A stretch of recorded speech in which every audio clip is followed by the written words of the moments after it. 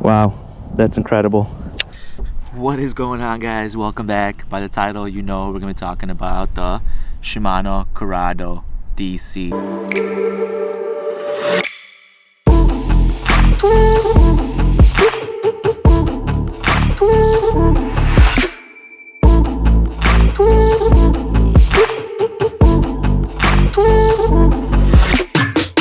This is an awesome reel. Today I'm going to tell you guys how to set it up, what line I use, and then we're going to do an on the water test with light baits and heavy baits and a casting distance test. So stay tuned and I'll see you guys soon. Alright guys, so you're probably wondering, what is the DC braking system? Well, before we go any further, let me tell you that this reel right here, it is the same thing as the Shimano Curado K, which is a bit cheaper. But the main difference is the fact that this reel has a microchip inside. And what that microchip does is 1,000 times a second, it applies the right amount of brakes to the spool in order to prevent backlash while maximizing casting distance.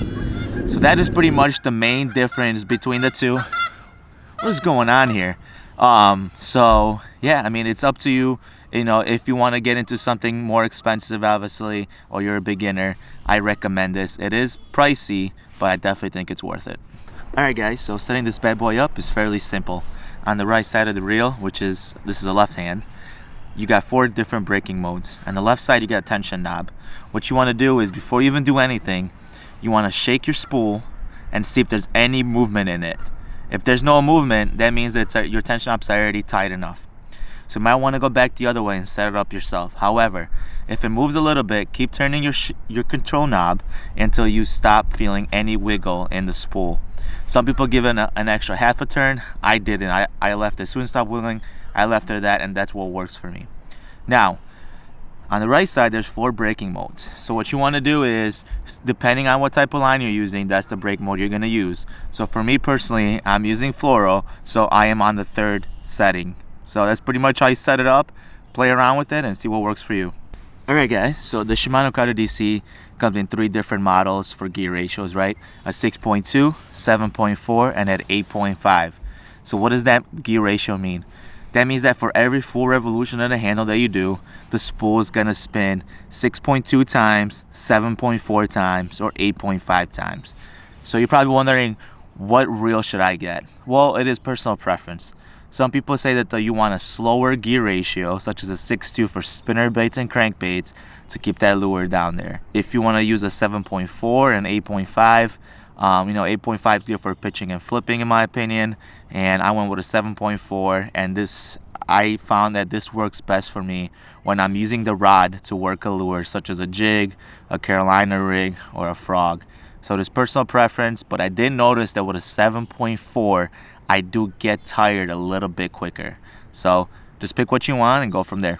Alright guys, so as I mentioned, the Shimano Curado DC has 4 braking settings. The first one is with the least amount of brakes. The second one is used for braided, and the third one is used for fluorocarbon. Now, the 4 settings for beginners, or if you're throwing light lures. So depending on what line you have on your reel, that's what you want to go with. I'm currently on the 3rd because I'm using fluorocarbon, and I did switch to the 1st setting and I gained some casting distance, but I was bird's nesting pretty often, so I went back to the 3rd. When I switched back to the 4th setting, I wasn't bird's nesting anymore, but I definitely lost some casting distance, and I'm going to show you guys in a little bit.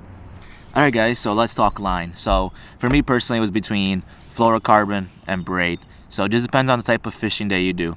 So I was looking to get something for crankbaits for the springtime bass fishing, which is now. So I went with FC Sniper by Sunline, and this is 12-pound fluoro. And I run this on the 3rd setting on the DC, and it's been awesome. It casts far, it's real sensitive, and when I use those crankbaits, it really helps get those crankbaits down there. So if you're looking to do frog fishing, obviously go with braid, but for me personally, this fluoro, it's sensitive and it casts really far, and I've been real happy with it. Alright guys, so next I'm going to show you guys the casting distance test, and I'm going to show you guys how far you can cast a Senko 3/4 ounce lure or a 1/2 ounce lure, and I'm going to show you guys the different brake settings on 4 and 3 and see how much casting distance you gain or lose between the 2 brake modes. So stay tuned. All right, guys, enough for distance test. I got a 5/8 ounce crankbait here, paired with my Abu Garcia and of course the Shimano Curado DC. And I got this on the 3rd setting. And I'm gonna unloosen this reel a little bit. So let's see, feel movement, still feel movement. I still do there. All right, so I am gonna thumb it. We got a little bit of bird's nest, just a little bit. All right, so that was 133 feet, which is equivalent to 44 yards if I'm not mistaken, a rough. All right, guys, so we're gonna toss this crankbait one more time. Once again, this is a 5/8 ounce crankbait made by 6 cents. I got this paired up with a Abu Garcia 7-foot medium heavy. So what I'm gonna do is I'm gonna tie this all the way down, and we're gonna see if it bird's nest when it's tying all the way down. All right, here we go. Barely even put my thumb on it, but it's just reaction. So let's see how far that went. All right, so that's gonna be 119 feet. Comes out to 39.6, which is 40 yards. All right, guys, so this time I'm still on the 3rd setting for fluoro because I'm running fluoro on here. I'm gonna toss it without thumbing it at all and see if it bird's nest. So this is the moment of truth. I get it tying pretty far down. It does not wiggle. So I'm just gonna toss it out and see if it bird's nest. Wow, not one bit. Let's see how far it went.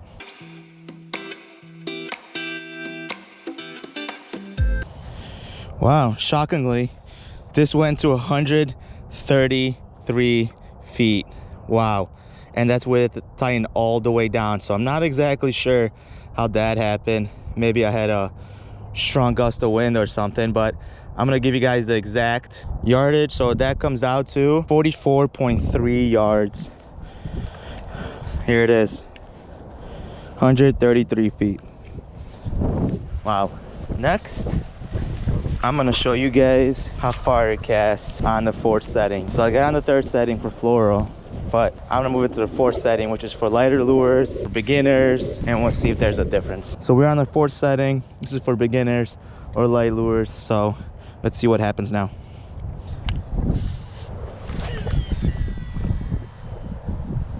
I can definitely tell that I lost some casting distance. So let's find out how far it went. We got this to 0. Here we go. All right, so this one went 98 feet. So that comes out to 32.6 yards. So as you can tell, there's obviously a big difference between the 4th and the 3rd setting. I'm gonna show you guys in the 3rd setting how far I can cast a weightless 4-inch yum dinger. Just a normal Senko with no weight. So we're gonna put this on the 3rd setting. And let me unloosen this a little bit of wiggle here. So I'm gonna actually tighten a little bit. Looks like the wiggle is all gone. So let's find out how far we can cast this weightless Senko on the 3rd setting on fluorocarbon.